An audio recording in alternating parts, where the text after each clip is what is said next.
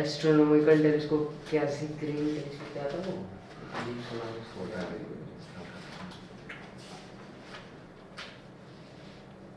Sir last यही किया था ना हमने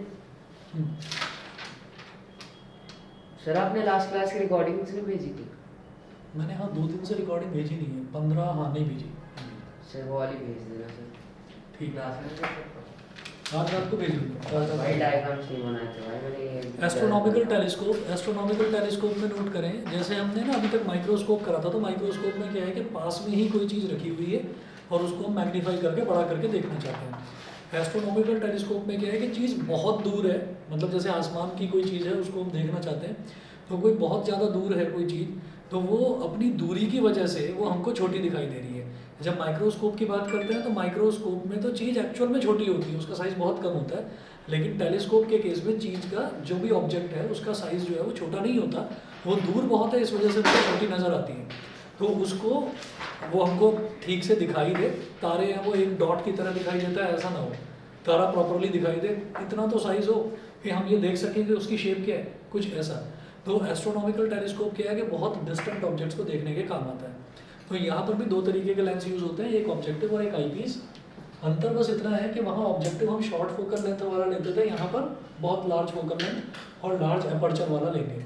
तो नोट करें एस्ट्रोनॉमिकल टेलीस्कोप में it is a refractive type telescope used to C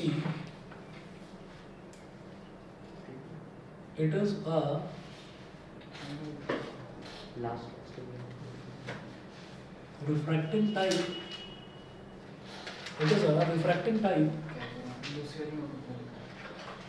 telescope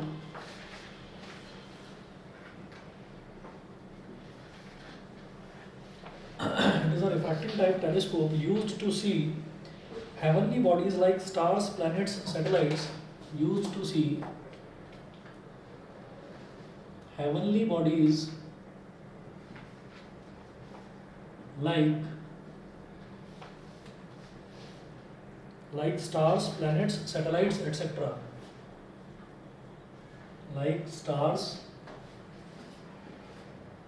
planets, satellites, etc.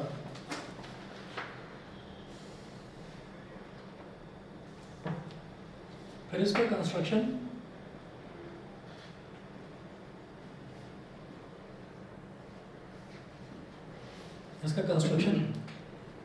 में लिखें it consist of 2 converging lenses mounted coaxially. It consists of 2 converging lenses mounted coaxially मतलब सेम एक्सिस पर उसको mount करा जाता है, mounted coaxially at the outer ends of 2 sliding tubes at the outer ends of 2 sliding tubes. तो यहाँ पर भी 2 होते हैं कन्वर्जिंग लेंस समझ गए ना, कॉन्वेक्स लेंस को ही कन्वर्जिंग लेंस बोलते हैं। तो वो जो 2 लेंसेज होते हैं उनको यहाँ पर भी वही बोला जाएगा, ऑब्जेक्टिव और आईपीस। फर्स्ट लिखें objective,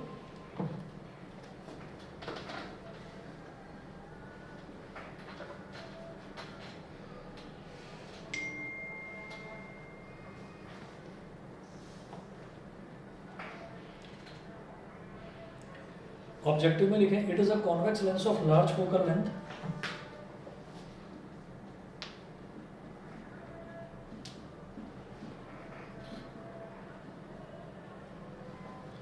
convex lens of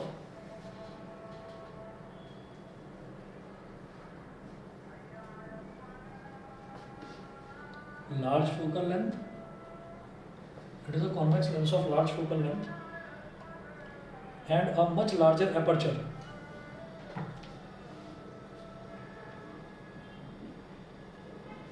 And a much larger aperture.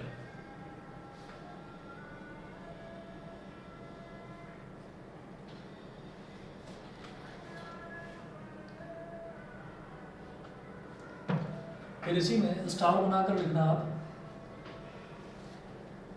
ये पूछा जाता है कि लार्ज फोकल लेंथ है और लार्जर अपर्चर है, ऐसा क्यों किया जाता है, ऐसा क्यों किया जाता है, तो उसका रीज़न लिखवा रहा हूँ एक लाइन में, लिखिएगा। In order to form bright image, in order to form bright image of the distant objects, in order to form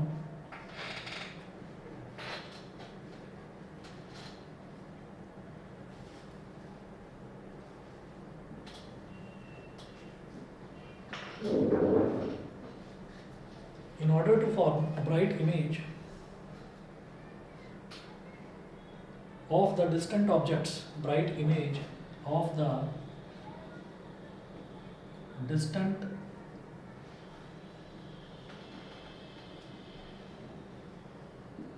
in order to form bright image of the distant objects,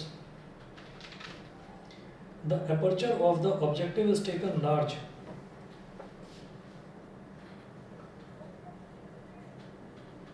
The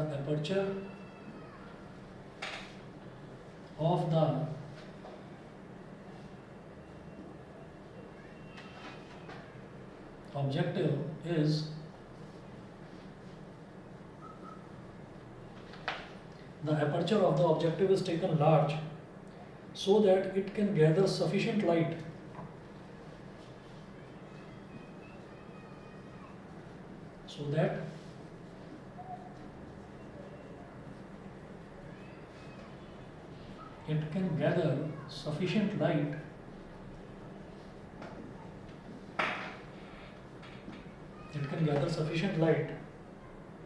from the distant objects.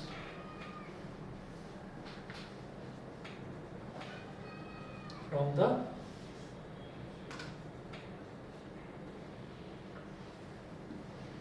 distant objects. From the distant objects.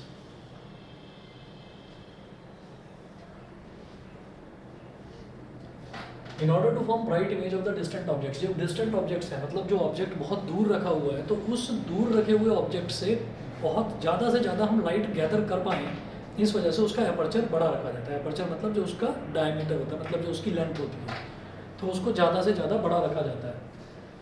ये objective है। Objective के बाद next लिखेंगे eyepiece के बारे में।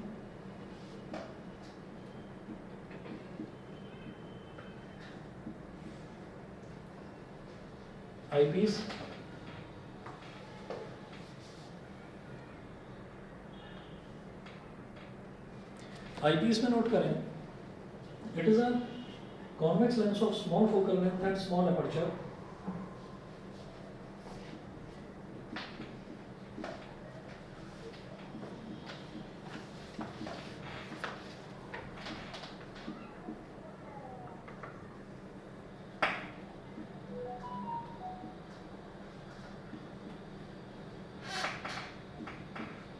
small focal length and small aperture,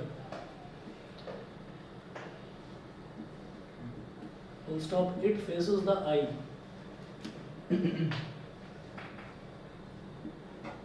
It faces the eye, बस इतना। इसके बाद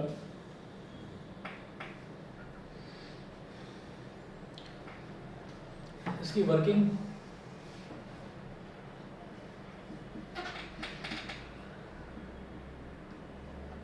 जैसे हमने सिंपल माइक्रोस्कोप के 2 केस देखे थे, कंपाउंड माइक्रोस्कोप के 2 केस देखे थे, इसके भी 2 केस हैं। तो फर्स्ट केस क्या है? केस फर्स्ट, सर टेलीस्कोप है कितने हमारे सिलेबस में? तो बस एक ही करना है, एक मैं रिफ्लेक्टिंग वाला रिफ्लेक्टिंग टाइप होता है। रिफ्लेक्टिंग करना है, पर वो रिफ्लेक्शन से रिलेटेड होगा कुछ। एस्ट्रोनॉमिकल टेलीस्कोप है ना, फिर आपका जो रिफ्लेक्टिंग टाइप टेलीस्कोप है इसमें ना मिरर आ जाता है, तो मिरर सिलेबस में है नहीं, तो इसलिए ये करने की जरूरत नहीं है। सर आज हो तो जाएगा। हाँ आज हो तो जाएगा ये। हाँ, ये तो आज हो जाएगा। हाँ टेरेस्ट्रियल नहीं है सिलेबस में, उसमें तो लेंस है। हाँ एक और टेलीस्कोप है सी के नंबर कुछ सी नाम कैसी ग्रेन तो वो आ रहा है वही है रिफ्लेक्टिंग टाइप। हाँ कैसी ग्रहण जो है ये रिफ्लेक्टिंग वाला है, इसमें मिरर है, तो मिरर क्वेश्चन नहीं है और ये क्या स्टाइल था? अरे सर पता सिलेबस मेरे हिसाब से वो कैसी ग्रेन सिलेबस में है। टीचर स्कूल में क्वेश्चन दिया था। ठीक है, पहले ये करिए केस फर्स्ट इसका नोट करें। When the final image is formed at the least distance of distinct vision,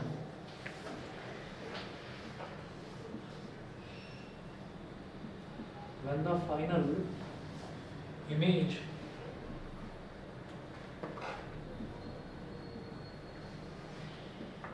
is formed at the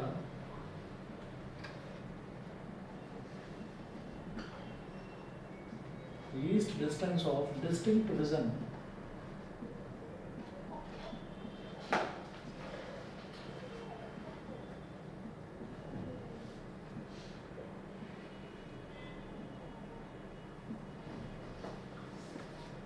मैं ये पोर्शन मिटाकर इसका डायग्राम बनाऊंगा इधर।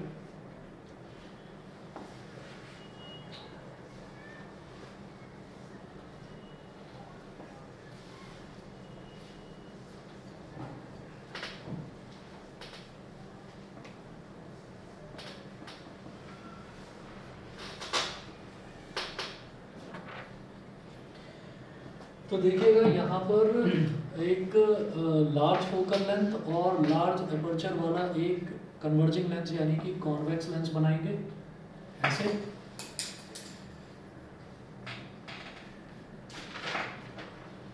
इसको बोल देंगे हम ऑब्जेक्टिव। सर अपर्चर जितना ज़्यादा होता है लाइट उतना कम कैप्चर होता उतनी ज़्यादा लाइट गैदर कर लेगा वो। अपर्चर जितना ज़्यादा होगा भाई, ज़्यादा लंबा हो गया लेंस, ज़्यादा लंबा हो गया तो ज़्यादा लाइट है। गैदर अपर्चर नंबर जैसे अच्छा नहीं, मैं नंबर क्यों पढ़ाई ज़्यादा कर ली क्या?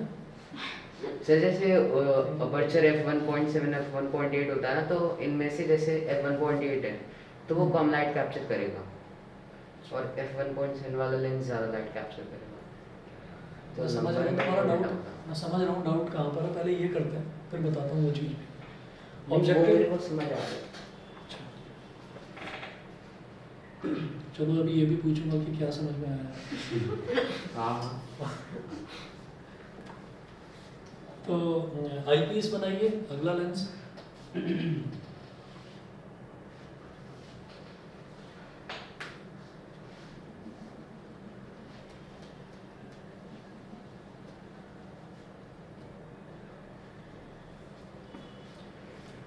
यहाँ पर मैं क्या करूँगा कि इधर हमने ना,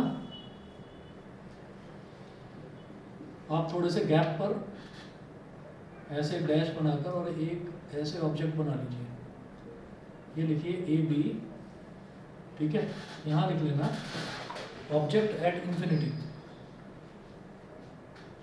ऑब्जेक्ट एट इंफिनिटी। भाई हम बहुत ज़्यादा जो दूर होते हैं ऑब्जेक्ट्स उनको देखना चाहते हैं टेलीस्कोप की हेल्प से, तो ऑब्जेक्ट एट इंफिनिटी। तो इंफिनिटी से जो लाइट रेज आती हैं हम ये मानते हैं कि वो लाइट रेज एक दूसरे के पैरेलल आ रही हैं। तो हमने क्या करा, हमने दो लाइट रेज बना ली और दोनों एक दूसरे के पैरेलल बना ली। तो एक लाइट रे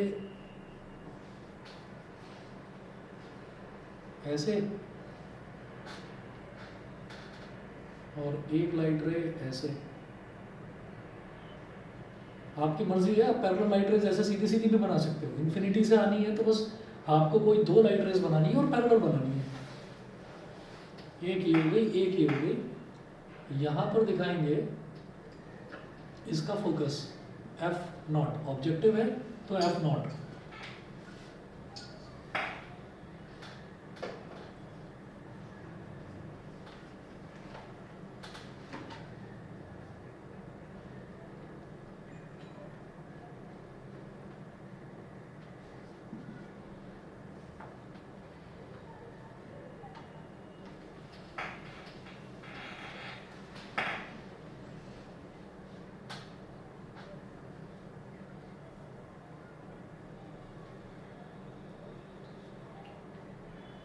इस केस में ऑब्जेक्टिव और आईपीस दोनों मतलब सेम रेडियस ऑफ कर्वेचर के होंगे?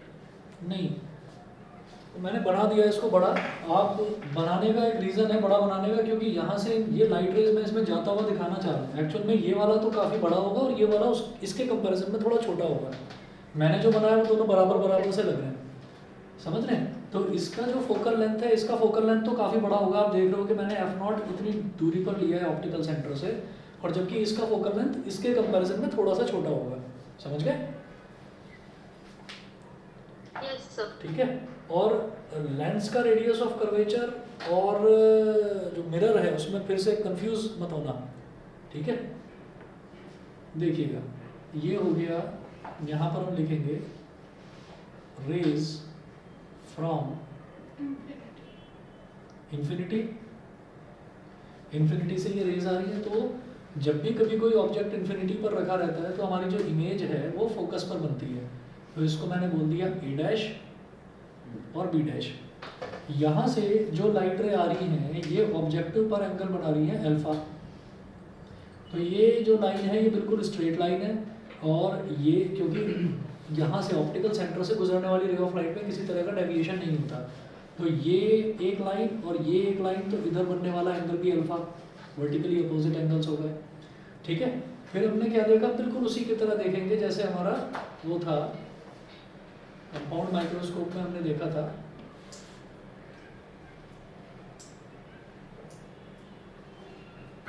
तो कंपाउंड माइक्रोस्कोप में जैसे हमने देखा था कि अब जो ये इसका ऑब्जेक्टिव के लिए जो यहाँ पर इमेज बनी है, ये आईपीस के लिए ऑब्जेक्ट का काम करेगी।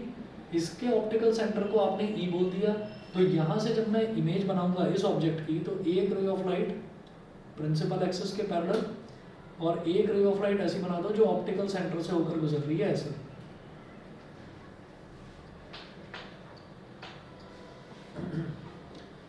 अच्छा, अब मैं यहाँ पर एक चीज़ और आपको बताना चाहूँगा कि ये जो हमको जो इमेज बनी है, इस इमेज के बाद मैं ये वाला जो आईपीस वाला लेंस है मैं इसको कुछ इस तरह से एडजस्ट करूँगा कि ये जो इमेज है ये इसके फोकस के अंदर लाई करे। तो मतलब हमारा एफ ई डैश हमने इधर ले लिया, एफ ई डैश, समझ रहे हैं, क्योंकि ये भी कॉन्वेक्स लेंस है। तो कॉन्वेक्स लेंस का लेफ्ट साइड में जो फोकस होगा उसको डैश बोल देते हैं, राइट साइड वाले को नॉर्मली हम ई ही बोल देंगे, एफ ई ही बोल देंगे। तो ये एफ ई हो गया। तो ये जो और बड़ा होगा, ये जो रे ऑफ लाइट ठीक है, आपकी बनेगी नहीं वरना इमेज। इसको और छोटा करता हूँ, नहीं तो वो लाइन काटनी पड़ेगी उधर से। ये हो गया हमारा एफ ई डैश। अब ठीक है क्या? यस सर, अभी बेटर है, अब ठीक है। चलिए ठीक, एफ ई, इसको भी डार्क लाइन दिखा दीजिए। ये यहाँ से एक ray of light principal axis के पैरेलल, एक आपका ऑप्टिकल सेंटर से होकर गुजरती हुई, तो ये ऐसे सीधी जा रही है, और एक रे ऑफ लाइट वो आपकी ऐसे फोकस से गुजरी। तो ये दोनों रेज ऑफ लाइट यहाँ पर तो फैल रही हैं इस तरह से, तो इसका मतलब अगर पीछे इसको एक्सटेंड करेंगे तो ये पीछे जाकर कहीं पर मिल जाएंगे।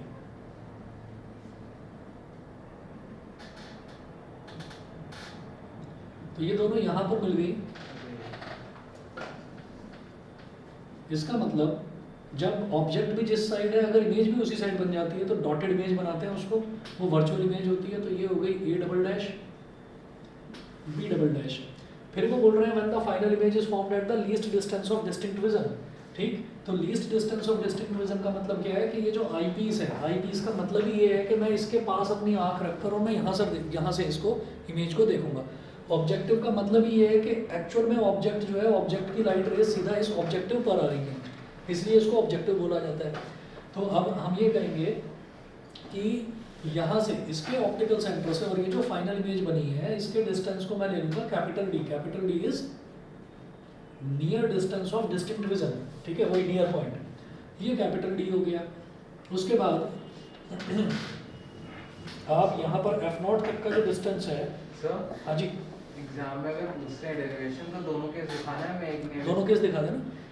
सर दिखाने में तो कुछ नहीं ज़्यादा, लेकिन कितना कम हो सकता है उतना कम लिखेंगे ना। हाँ, कम लिखना, मैं पूरी कहानी इसमें लिखवा भी नहीं रहा हूँ, बस डेरिवेशन करवा रहा हूँ। उससे ज़्यादा तो कुछ और लिखने की जरूरत भी नहीं है ना। डायग्राम से बचना चाह रहे हो? हाँ? डायग्राम से बचना नहीं चाह रहे नहीं, हो? मैं बस कह रहा हूँ दोनों practical केसेस दोनों केसेस करके दिखा देंगे। कई बार क्या है कि वो आपसे पूछ भी लेते हैं कि आपको near point of distinct vision वाला ही ऑब्जेक्ट बनाना है, मतलब वही वाला डायग्राम बनाना है, तो वो कर देना। इन्फिनिटी वाला पूछे तो इन्फिनिटी वाला तो जनरली छोटा सा ही है ना, उसमें तो ज़्यादा टाइम लगता भी नहीं। तो देखो जरा, ये डी हो गया। अब ऑप्टिकल सेंटर, ऑब्जेक्टिव के ऑप्टिकल सेंटर से एफ नॉट तक का जो डिस्टेंस है, this is called small F not, focal length of objective. ठीक है।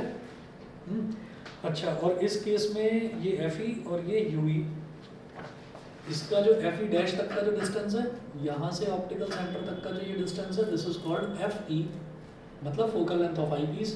ठीक, और यहाँ तक ये वाला जो सर इस डायग्राम में और मार्क मत करो सर। मार्क्स भी कम मिलेंगे मैं। अब फिर भाई कहीं और लिख दूंगा डायग्राम के यूं नीचे ही। लिख दूंगा भाई। अब बता दो, अब देख लो, अब कोई चीज़ ऐसी तो नहीं है जो नहीं आ रही हो समझ यूई में? का है, हाँ यूई का है। यूई ये है भाई, आई पीस के लिए जो ऑब्जेक्ट है वो ये तो है ए डैश बी डैश, तो ये यूई हो गया, ठीक है, ठीक। और इसकी जो इमेज बन रही है वो यहाँ बन रही है, तो ये जो कैपिटल डी है ये इमेज डिस्टेंस है, ये इमेज डिस्टेंस हो गया, ठीक है। ऑनलाइन वाले बच्चे बताएं भाई यहाँ तक क्लियर है, डायग्राम क्लियर है सबको? Yes sir. ठीक है, ईशान समझ में आ गया? इतनी धीरे भी नहीं है आवाज इसकी लैपटॉप की। ओके, क्या? इतनी धीरे भी नहीं है इसकी आवाज। हाँ अभी तो नहीं, सही आ रही है वैसे। 60% कर रखी है, अरे तो सही तो थोड़ा है। ताकत वाला है। 100 कर लो। 100 कर लो। नीचे वाले को। क्या है चलिए। बात क्या है? ये पता है क्या है, मतलब शरीफ बच्चे बोल भी नहीं सकता कुछ, अगर कुछ बोले तो ये ऐसे ऐसे बच्चे बोलने नहीं अच्छा देते। ये शरीफ हो। हाँ, अच्छा बहुत शरीफ है। सर ये जो ऊपर वाली डेट मुझे लगा इन्फिनिटी से आ रही है, ये जब हमारी जाएगी तो ये जो बी पॉइंट है यहाँ पर बनी है, मतलब यहाँ पर ये दोनों ना इंटरसेक्ट कर रही है। फोकस नहीं है, वो जो प्रिंसिपल एक्सेस पे मिल रही है वो फोकस नहीं होना चाहिए। इन्फिनिटी से आ जाए तो फोकस से। देखिए जो इन्फिनिटी से आती है ना, मतलब और इन्फिनिटी से आती है और जो प्रिंसिपल एक्सेस के पैरेलल होती है वो तो सीधा फोकस पर ही जाती है, अच्छा वो जो बात- प्रिंसिपल एक्सेस के पैरेलल। लेकिन क्या है, ये दोनों आपस में पैरेलल है, ये दोनों आपस में पैरेलल हैं, तो ये इमेज फोकस पर बनाएंगे, ठीक है। और इमेज आपका ये वाली जो इमेज है, मतलब ये तब लिया जाता है जब हमारा जो ऑब्जेक्ट है, ऑब्जेक्ट एक फाइनाइट साइज का होता है, और जब हम ये कह देते हैं कि ऑब्जेक्ट जो है वो पॉइंट साइज्ड है, तो तब हम प्रिंसिपल एक्सेस के पैरेलल ले लेते हैं, ठीक है। ऐसे करते हैं, ठीक है भाई। चलें आगे, चलो भाई अब आगे देखते हैं इसमें यहाँ पर हम ये कहेंगे कि ये जो फाइनल जो इमेज बनती है, तो फाइनल इमेज जो आई पीस के साथ एंगल बनाती है उसको हम बोल देते हैं बीटा। तो ये वाला एंगल हो गया बीटा, बीटा। अब नोट करें, सर ये क्लास रिकॉर्ड हो रही है? यस, मैग्नीफाइंग पावर लिखिएगा इसका।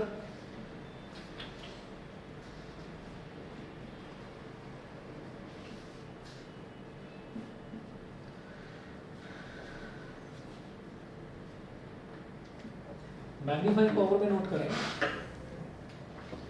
The magnifying power of a telescope is defined as the ratio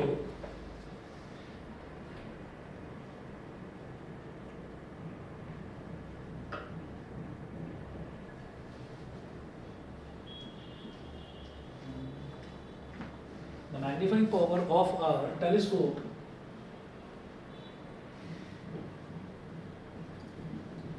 is defined। Sir हाँ जी, सर एक बार इत्मीनान से ड्रॉ कर लें। इत्मीनान से ड्रॉ करो। मैं जरा इत्मीनान से पानी पी कर जल का क्या कहते हैं वो? ग्रहण ग्रहण करके हम तुमने बना लिया। प्रोफेशनल है भैया।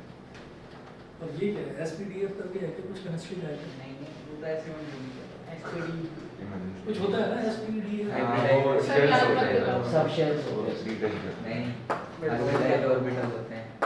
S period sub shell sub shell भी होते हैं, ऑर्बिटल भी होते हैं। ड्राइंग से रखी है अरे देख भाई बोल दिया मैंने। आईआईटी का भाई ऐसे बोलना मत उसका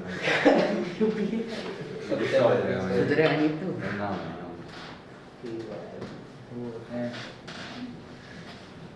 तू भी अमेरिका जाएगा ESP2 नहीं वो भी देख के बोले लेंस से क्या भाई अबे तू ये छोड़ यार, नीचे चल। समझ गया ना जो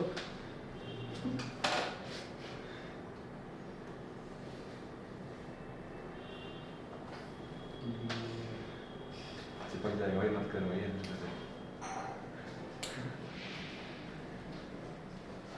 भाई कैमरा ऑफ हो गया क्या? और नहीं भाई हो गया? सर ऐसे थोड़ा डिफरेंट रहेगा, नहीं नहीं कोई बात नहीं। मतलब ऐसा थोड़ा सा अरे कोई बात नहीं, जो जितना बड़ा डॉक्टर होता है उसकी राइटिंग इतनी गंदी होती है। अच्छा सर मेरे को ज़्यादा सुंदर है। ऐसा होता है क्या? हाँ, फिर तो मैं तो कहीं से डॉक्टर नहीं मैं हूँ। क्या करूँगा, मैं साइन मारूंगा तो ऐसे मारूंगा। ये देखो मैं सोते सोते मार रहा है। हाँ, तो गंदी राइटिंग वो लिखित ना चुके होते हैं ना। हाँ आलस आता है मैं। हाँ वो यहाँ पे सही है भाई, नहीं जिंदगी से कुछ क्या होता है। तुझे कौन सा चाहिए वो हॉस्पिटल?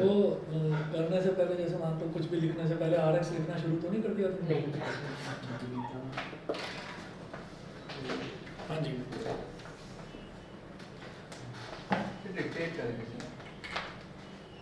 फिर रिपीट करना पड़ता है ना बहुत ज़्यादा, इस वजह से। ऑनलाइन वाले भी लिख पाएंगे। The magnifying power of a telescope is defined as the ratio of the angle subtended.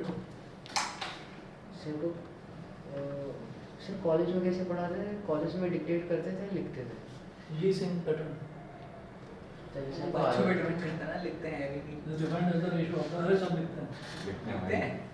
Sir और मैं तो ये सुना है कि नोट्स सुना है ये। तो हमारे टीचर कह रहे थे वहाँ पर डिक्टेट कराते हैं। नहीं, अलग अलग तरीका है। टीचर से अलग अपना अलग तरीका style है। टीचर टू टीचर वेरी करता है। मैं तो इस वजह से कर देता हूँ क्योंकि कुछ बच्चे जो है वो omit मजे करते लेने के हैं लिए ना। Sir repeat please. सर वो एक बार दोबारा बोलते हैं प्लीज। हाँ तो ऐसे ही तो दोनों काम कर रहे हैं, साथ में बोल भी रहे हैं, लिख भी रहे हैं। हाँ, सही। और फिर उसके बाद जो है बीच में एक राउंड भी लगा लेते हैं। तो राउंड लगाते टाइम ये पता चल जाता है मजे लेने के लिए कौन बैठ रहा है, तो उसको बाहर भी निकाल देते हैं। अच्छा तो जनरली क्या होता है कि जो बच्चे परेशान हो चुके होते हैं तो वो खुश हो जाते हैं ऐसे टीचर से कि हाँ भाई हमारे नोट्स प्रिपेयर हो रहे हैं, हमारी क्लास में ही प्रिपरेशन हो रही है, हमारे पास एक मटेरियल है जो हमें एग्जाम से पहले पढ़ना है। नहीं तो कॉलेज में मटेरियल ही नहीं मिलता, सिलेबस लेकर घूमते रहते हैं बच्चे। ये बुक नहीं मिल रही है कहीं पर, कहीं यूट्यूब ने धोखा दे दिया, जो मतलब के लेक्चर्स थे वो हटा दिए। How to score 99? क्या? The magnifying power of a telescope YouTube से is क्या defined as मिलता the है? ratio of the धोखा angle मिलता है। subtended at the eye. Channel अच्छा हो तो कुछ तो होता नहीं। बताओ सर, पूरी लेवल पढ़ने आला हूँ यूट्यूब से कह रही है धोखा मिलता है। At the पास हुआ eye. था बिना जिसमें By दिक्कत। the पढ़ा final होता है। image. By the final image formed at the least distance of distinct vision, at the least distance of distinct vision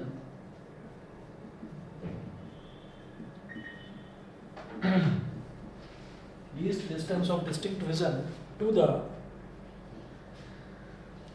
angle subtended at the eye, to the angle subtended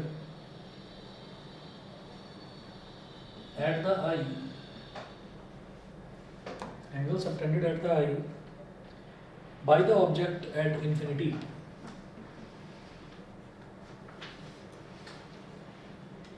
By the object at infinity.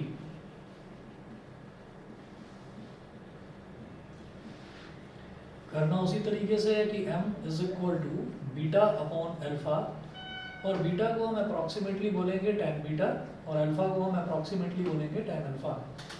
तो यहाँ पर इन्होंने बोला कि it is the ratio of the angle subtended at the eye by the final image formed at the least distance of distinct vision. तो least distance of distinct vision यानी कि यहाँ पर हमारी फाइनल इमेज बन रही है। तो ये जो फाइनल इमेज से दो रेज जा रही हैं उनमें से जो एक रे ऑप्टिकल सेंटर से होकर गुजर रही है वही जो एंगल बनाती है उसी को हम बोल देते हैं कि angle formed by the image at eye, ये बोल देते हैं, आई पीस है। अच्छा, उसके बाद हम ये कहते हैं कि यहाँ से जो रेज आ रही है इन्फिनिटी से, तो उसमें से भी काफ़ी सारी रेज आ रही हैं, लेकिन मैं वो वाली ले लूँगा जो ऑप्टिकल सेंटर से होकर गुजर रही है। तो वो यहाँ पर कौन सा एंगल बना रही है प्रिंसिपल एक्सिस के साथ अल्फा। ठीक, तो ये एंगल अल्फा हो गया। तो हम ये कहेंगे जब ये भी लाइन स्ट्रेट है, ये भी लाइन स्ट्रेट है, तो ये एंगल भी अल्फा ही होगा। इस तरीके से tan बीटा को मैं क्या बोल सकता हूँ, tan beta is equal to, आप देखिए अगर आपको यू की टर्म्स में निकालना है तो आप क्या कह सकते हैं, इसको ए डैश बी डैश, मतलब ये परपेंडिकुलर अपॉन ये बेस बी डैश ई, ये बोल सकते हैं। और अगर आपको इसको कैपिटल डी की टर्म्स में निकालना है तो आप A double dash B double dash upon B double dash E, ये भी कह सकते हैं। तो मैं ये बड़े वाला ले लेता हूँ। तो tan beta is equal to A double dash B double dash A double dash B double dash और अपॉन बी डबल डैश ई।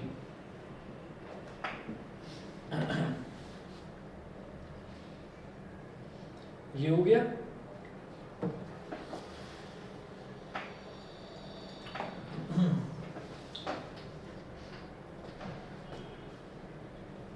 और यहाँ पर साइड में लिख लीजिए, मतलब हम इसको ये भी ले सकते हैं भाई, ये दोनों ट्रायंगल में लगा जा सकता है ना, A dash B dash upon B dash, ये भी लिया जा सकता है, आपका जो मन करे, ये दोनों के ही इक्वल है। फिर हम बात करते हैं tan अल्फा की। तो tan alpha is equal to क्या करें कि ये वाला A dash B dash upon O B dash, A dash B dash sir upon alpha जो है वो हमारा जो क्या Object ऑब्जेक्ट से- इंफिनिटी है, हाँ। उसने तो वो ऑब्जेक्टिव लेंस तो बनाया ना वो एंगल, तो हाँ, object- हमने आई लिखा है यहाँ पर डेफिनेशन। और देखता हूँ। हाँ, तो आई ही लेंगे, लेकिन जो हम एंगल बनाते हैं ना, एंगल जो ऑब्जेक्ट और ऑप्टिकल सेंटर से होकर जो रे गुजरती है, वो जो प्रिंसिपल एक्सिस के साथ एंगल बनाती है, वही हम बोल देते हैं कि आई पर बना रहा है वही एंगल, ठीक है, क्योंकि ऑप्टिकल सेंटर से किसी तरीके का कोई डेविएशन होता ही नहीं है, ठीक है। तो यहाँ से जो ये रे ऑफ लाइट आ रही है, मैंने यहाँ पर बनाया नहीं है, ये रे ऑफ लाइट यहाँ से डेविएट होकर ये सीधा आई नहीं जा रही है। जो यहाँ से ये रे ऑफ लाइट आ रही है, ये रे ऑफ लाइट सीधा आई नहीं जा रही है, इस रे ऑफ लाइट में यहाँ पर आकर हल्का सा डेविएशन है, तो ये सीधा आई नहीं जा रही है। और जो ये वाली रे ऑफ लाइट है, ये वाली रे ऑफ लाइट भी आई में जा रही है, और हमारे लिए आसान है ये एंगल बनाना, तो इस वजह से हमने ये बना लिया, ठीक है ना। ऐसे तो हम देखेंगे कि ये जो इमेज वाला जो है, इमेज वाला भी मैं ये एंगल ले रहा हूँ, लेकिन ये भी आई में थोड़ी जा रहा है, नहीं वो तो सर आई पीस के तो बहुत करीब है हमारी आई, हाँ इसलिए, तो वहाँ पर तो समझ में आ रहा है, बट ऑब्जेक्टिव के तो करीब नहीं है ना। हाँ वो इसीलिए मैं बता रहा हूँ, क्योंकि ये जो रे ऑफ लाइट है ये सीधी की सीधी आई में जा रही है, तो इस वजह से हम ये कहेंगे कि ये वाला एंगल आप बना रहे हैं। तो यहाँ A dash B dash upon O B dash, अब इन दोनों को देखकर टैन बीटा को मैं ये भी कह सकता हूँ, ये भी कह सकता हूँ, और टैन अल्फा को मैं A dash B dash upon O B dash ही कह सकता हूँ। तो मुझे ज़्यादा बेटर ये वाला लगता है, क्योंकि जब रेशियो लेंगे तो ए डैश बी डैश से A dash B dash cut जाएगा। तो हम क्या करेंगे, यहाँ पर जब मैग्नीफिकेशन निकालेंगे, m is equal to tan beta क्या हो जाएगा, A dash B dash upon B dash E divide by tan alpha A dash B dash upon O B dash, ठीक है। तो m is equal to A dash B dash upon B dash E multiply by O B dash upon A dash B dash, A dash B dash से A dash B dash cut गया। ये जो ओ B dash है ये क्या है, ओ से लेकर बी डैश तक का डिस्टेंस, ओ से लेकर बी डैश तक का डिस्टेंस क्या हो जाएगा, एफ नॉट, ये हो गया एफ नॉट, ठीक है। और बी डैश ई, तो बी डैश से लेकर ई तक का डिस्टेंस, तो ये क्या हो गया, इस वाले कॉन्वेक्स लेंस के लिए ऑब्जेक्ट डिस्टेंस तो ऑप्टिकल सेंटर से नापा जाता है, तो लेफ्ट में क्या हो जाएगा, माइनस का you E, F naught upon minus का यू ई, ये हो गया मैग्नीफिकेशन। फिर हम ये कहेंगे m इज इक्वल टू हो गया हमारे पास minus F naught upon U E, इसको बोल दीजिए इक्वेशन नंबर 1। फिर मैं उधर लास्ट में आ रहा हूँ,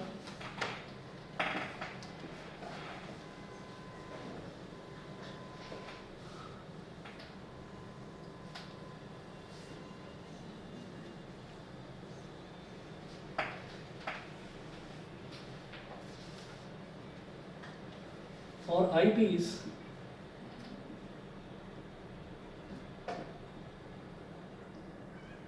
और आई पीस जो ऑब्जेक्ट डिस्टेंस है u जो है वो तो u ही हो गया, u is equal to minus U E, v is equal to minus D, क्योंकि फाइनल इमेज कहाँ बन रही है, यहाँ से यहाँ तक का जो डिस्टेंस है कैपिटल D हो गया, ठीक है। और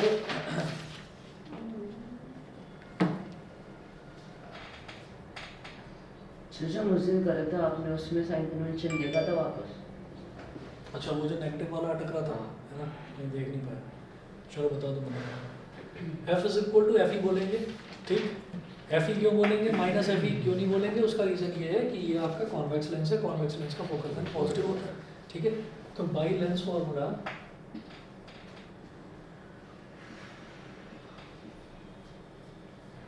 by lens formula 1/v minus 1/u is equal to 1/f।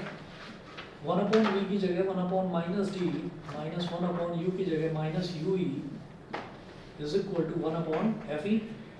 ये हो जाएगा 1/ue is equal to 1/fe plus 1/d। भाई 1/-d यानी कि माइनस 1/d, उधर जाकर क्या हो जाएगा 1/d। तो 1/ue इज इक्वल टू, यहाँ क्या करना है आपको कि fe से मल्टीप्लाई कर दो और fe से डिवाइड कर दो। तो ऐसे करो 1/fe ब्रैकेट के बाहर और अंदर fe से मल्टीप्लाई, तो fe प्लस fe/d ये हो गया। यहाँ fe से fe कट गया तो इधर आ गया 1। तो 1/ue is equal to 1/fe into 1 plus fe/d, 1 plus fe/d ये हो गया। therefore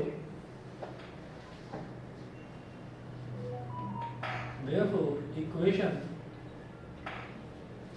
1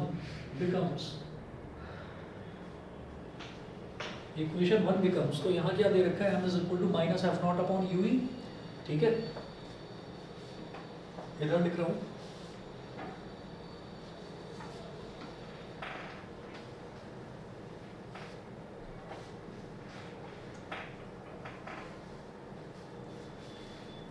equation 1 becomes m is equal to, जैसे माइनस f0/ue है तो इसको लिखो minus f0 multiplied by 1/ue।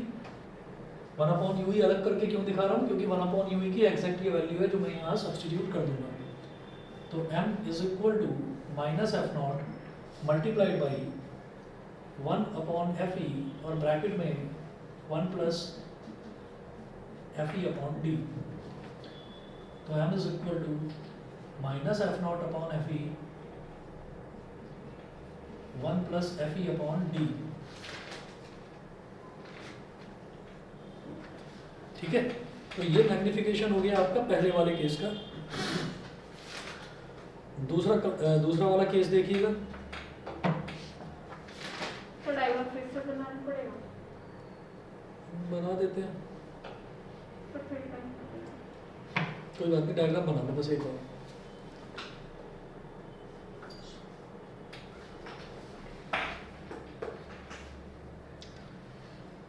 ये डायग्राम छोड़ दूँ, डायग्राम अपने आप बना लेना। बस एक चीज़ बता रहा हूँ उसमें कि जब आप डायग्राम, मतलब ये जो अगला केस है उसमें अगले केस में हमको ये दिखाना है कि ये जो इमेज हमारी बनी है ऑब्जेक्टिव के केस में, ये कहाँ बनेगी, ये आई पीस वाले लेंस के फोकस पर बनवानी है हमको। इसको एडजस्ट करके आई पीस के एफ ई पर आपको बनवा देनी है।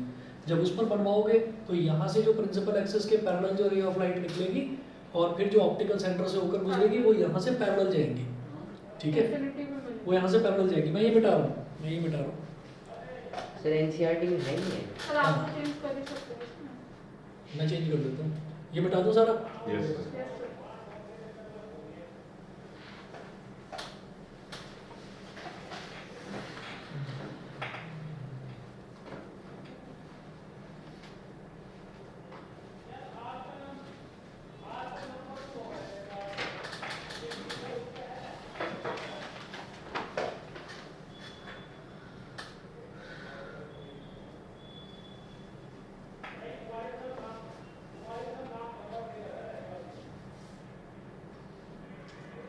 ये हो गया ए डैश बी डैश और यहाँ पर ये बनेगा एफ ई डैश पर।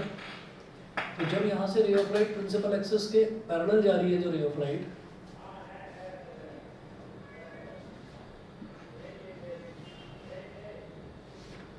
तो इनको पैरेलल मान लीजिए, ये वापस ऐसे जाएंगी, इमेज एट इंफिनिटी, ठीक है। ये डायग्राम में चेंज होना है। अब केस सेकंड, F0 और FE दोनों एक ही जगह होंगे। दोनों एक ही जगह होंगे, दोनों एक ही जगह होंगे। इसको आप एफ ओ भी कह सकते हैं। एफ और एफ डैश दोनों एक ही जगह। हाँ जी ठीक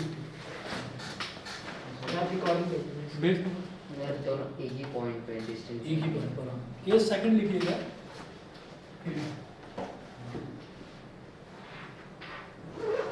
And the final image, when the final image is formed at infinity,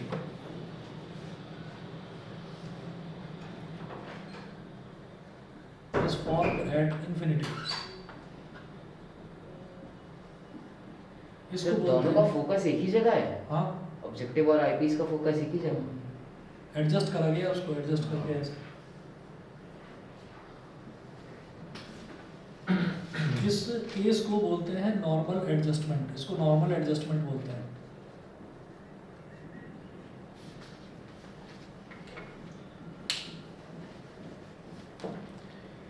normal adjustment के केस में मैग्नीफाइंग पावर देखें, it is defined as the ratio of the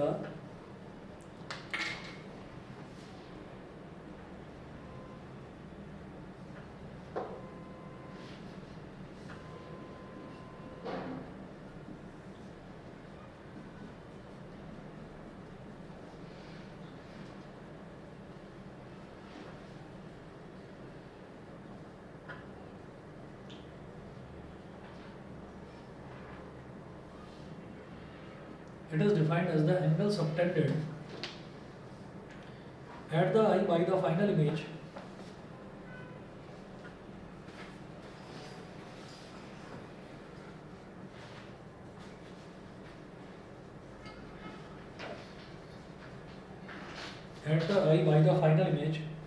as seen through the telescope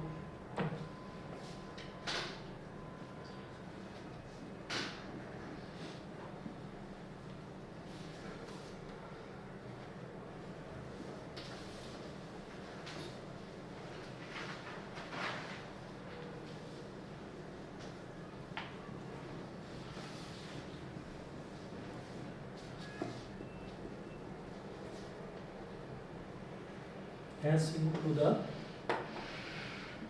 telescope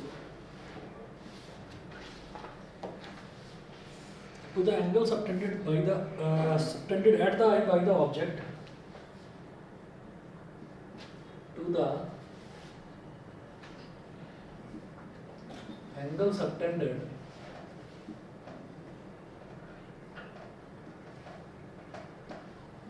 at the eye by the object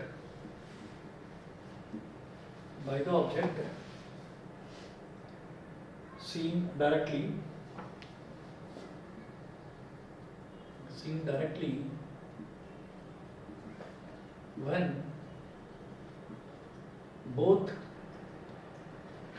image and object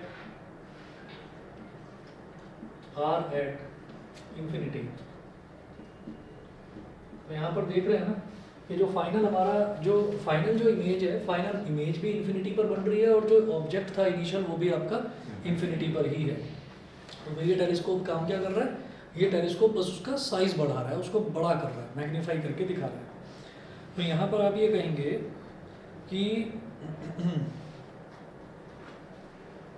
इस केस में angle alpha हो गया और beta, angle alpha और beta तो दोनों सेम ही रहेंगे। आप ये कहें यहाँ पर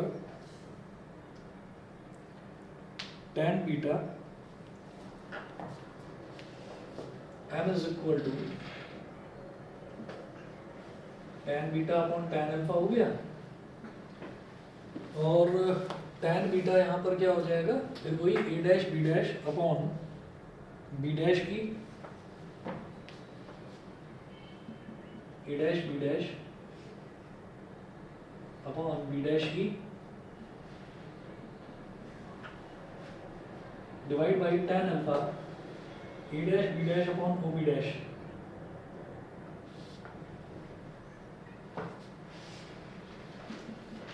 a dash b dash upon o b dash, a dash b dash upon b dash ही multiply by o b dash upon a dash b dash. A dash B dash से A dash B dash cut गया। ये जो ओ B dash है ये क्या है, optical centre से, ऑब्जेक्टिव के ऑप्टिकल सेंटर से यहाँ तक का, कहाँ तक का, एफ ओ तक का डिस्टेंस, तो इसको मैं एफ ओ बोल सकता हूँ। ओ बी डैश हो जाएगा एफ ओ, ठीक है। और क्या होगा एफ ओ, पॉजिटिव का एफ ओ, क्योंकि कॉन्वेक्स ये वाला लेंस ले रहा हूँ तो इसकी फोकल लेंथ पॉजिटिव ही होगी। सर माइनस एफ भी तो ले सकते हैं। बिल्कुल, माइनस एफ ई लूंगा बी डैश ई को, B dash E, B dash E क्या हो जाएगा माइनस एफ ई। भाई हम ये नहीं कह रहे हैं कि ये लेंथ एग्जैक्टली इक्वल होगी, लेकिन हम उन दोनों को कोइंसाइड करवा रहे हैं, अच्छा अच्छा। हम उन दोनों को कोइंसाइड करवा रहे हैं, तो ये छोटा भी हो सकता है। तो अब आप ये देखिएगा कि बी डैश ई क्या हो गया, बी डैश से लेकर यहाँ तक का डिस्टेंस, इसको मैं बोलूँगा एफ ई। पॉइंट दोनों सेम है लेकिन लेंथ अलग अलग होगी। एफ ई डैश और एफ ओ दोनों पॉइंट सेम है लेकिन उनकी लेंथ ऑप्टिकल सेंटर से तो अलग अलग हो सकती है ना। तो एफ ई जो है वो लेंगे यहाँ पर बी डैश ई की जगह और एफ ई को लिखेंगे माइनस एफ ई। क्यों? क्योंकि ये लेफ्ट साइड में है ये वाला डिस्टेंस, ठीक है ना। फोकस जो है वो राइट साइड में उस तरफ होता है जिसको हम पॉजिटिव लेते हैं। तो F O upon minus F E, यानी कि इस केस में हमारा m is equal to minus F naught upon F E, ये होता है। भाई मेरे हिसाब से तो और कोई टॉपिक इसमें है नहीं चैप्टर में, यही लास्ट था। और इसके आगे नहीं है कुछ भी। आप ही वो बता रहे थे वो कैसे ग्रेडियंट कैसे मैंने कैसे भी फॉर करेंगे? आईपीस मैंने तो पढ़ाया नहीं है इतने टाइम से। हाँ आगे नहीं करेंगे कुछ नहीं और कुछ IPs वगैरह कुछ नहीं, कुछ नहीं, बस यही तो है। अच्छा ये बस मैग्नीफाइंग पावर निकालनी थी इसकी। इसके बाद मैं नेक्स्ट क्लास से वेव ऑप्टिक्स आपका स्टार्ट कर दूंगा। और ऐसा हो सकता है जो बच्चे मैथ्स वाले हैं उनको बता रहा हूँ, ऐसा हो सकता है कि मैं कल भी क्लास ना ले पाऊँ आपकी, ठीक है। मतलब इफेक्टिवली जो ढंग से क्लास होंगी वो ढंग से क्लास 22 तारीख से ही स्टार्ट होगी। 22 22 से 19 20 21 का मैंने बता रखा था ना, मैंने हूँ नहीं यहाँ पे, अच्छा ध्यान है कि भूल गए। सब भूल गए। मेरे को तो पता भी नहीं था। मैंने बताया था कि एक तो मैंने क्लास अटेंड नहीं पेड किया। आउट चलता 19 20 और 20 सर 20 21 तो है बेटा। 19 20 और 21 हाँ 19 20 और 21 का बता रखा था। अभी एक प्रोग्राम और ऐड हो गया है तो इस वजह से वो आज ही पता चला है मुझे, तो इस वजह से जो है हो सकता है मैं कल भी क्लास ना ले पाऊँ। अच्छा अगर मैं कल नहीं ले पाया ना क्लास तो मैं परसों सुबह ले लूँगा क्लास, लेकिन वो सुबह का मैं आपका टाइम बता दूंगा। सुबह का टाइम थोड़ा जल्दी का रखूँगा 9 या 10 का, सर क्योंकि दोपहर तक मेरे को निकलना है, सैटरडे सैटरडे है इसलिए। हाँ और उसके भी चांसेस 50-50